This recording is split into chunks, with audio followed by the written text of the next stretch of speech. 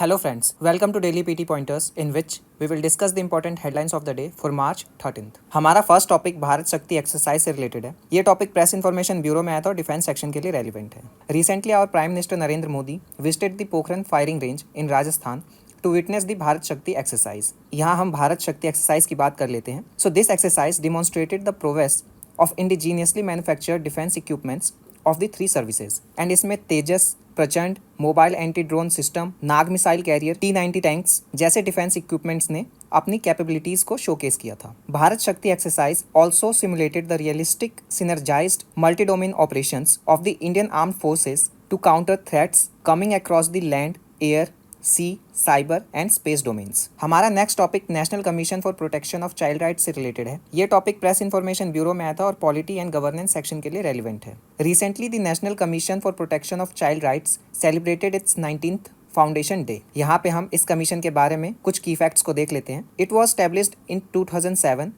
Under the commission for protection of child right act 2005 and ये commission एक statutory body है and it works under the administrative control of Ministry of Women and Child Development. This commission has a chairperson and 6 members of which at least 2 should be women. वही हम national commission for protection of child right के mandate की बात करें, so it ensures that all laws, policies, programmes and administrative mechanisms align with the child rights perspective as enshrined in our constitution and also in the United Nations Convention on the Rights of Child. वही हम अगर child की definition की बात करें, so as per the NCPR website, a child is defined as a person falling in the age group of 0 to 18 years. हमारा next topic SIPRI से related है। ये टॉपिक द हिंदू न्यूज़पेपर में आया था और डिफेंस सेक्शन के लिए रेलिवेंट है। According to the Swedish think tank Stockholm International Peace Research Institute, जिसे हम सिप्री भी बोलते हैं, India was the world's top arms importer for the period 2019 to 2023 and India का इम्पोर्ट 4.7% बढ़ गया था during this period compared with the period 2014 to 2018. Russia अभी भी इंडिया का मेन आर्म्स सप्लायर है and it accounts for 36% of India's total arms import. वहीं अगर हम ग्लोबल सिनेरियो की बात करें, so world's top 3 biggest arms importers are India, Saudi Arabia and Qatar and world के 10 बिगेस्ट आर्म्स इम्पोर्टर में से 9 देश एशिया, ओशियानिया या तो फिर मिडल ईस्ट में से आते हैं। वहीं हम यूक्रेन की बात करें, so it is the 4th biggest arms importer and अगर हम वर्ल्ड के लार्जेस्ट आर्म्स सप्लायर्स की बात करें, so the arms export of US grew by 17% between 2014 to 2018 and 2019 to 2023। हमारा नेक्स्ट टॉपिक न्यूक्लियर वेस्ट से रिलेटेड है।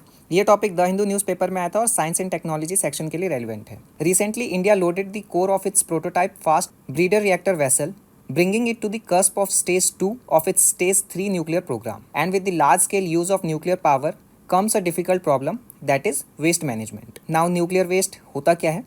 So nuclear waste is made up of radioactive atoms which are left over after large atoms are split. For example, when the uranium-235 nucleus absorbs a neutron, it can fission to barium-144, krypton-89 and 3 neutrons. And if the debris, which is barium-144 and krypton-89, can't undergo fission, then it becomes nuclear waste. वही हम nuclear waste के impact की बात करें, so nuclear waste is highly radioactive and requires careful storage so that its leakage into environment can be prevented. हमारा next topic Majuli mask के GI tag से related है। ये टॉपिक इंडियन एक्सप्रेस में आया था और कल्चर सेक्शन के लिए रेलिवेंट है। Recently Majuli mask of Assam got the geographical indication tag. यहाँ पे हम जियोग्राफिकल इंडिकेशन टैग की बात नहीं करेंगे, ना ही इसके बेनिफिट की बात करेंगे, बिकॉज इनको हमने अपने डेली पीटी पॉइंटर्स मार्च 4 को ऑलरेडी डिस्कस किया हुआ है, जब कटक के रूपर ताराकासी एंड वेस्ट बंगाल के बैंगलोर मुस्लिम को GI टैग मिला था। सो अभी हम मजूली मास्क के बारे में पढ़ लेते हैं।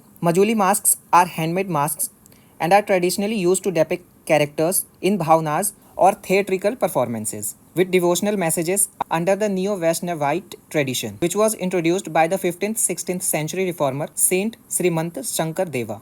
यहाँ पे जो 2 चीज़ें इंपॉर्टेंट है वो है इट वॉज इंट्रोड्यूस्ड बाय श्रीमंत शंकर देवा एंड दूसरा है नियो वैष्णवाइट ट्रेडिशन। सो आप इसको याद कर सकते हैं बिकॉज चांसेस है इसके ऊपर क्वेश्चन पूछा जा सकता है। वही हम मजूली मास्क की बात करें, so it depicts goddesses, demons, animals and birds and these mask are made up of bamboo, clay, dung, cloth, cotton, wood etcetera.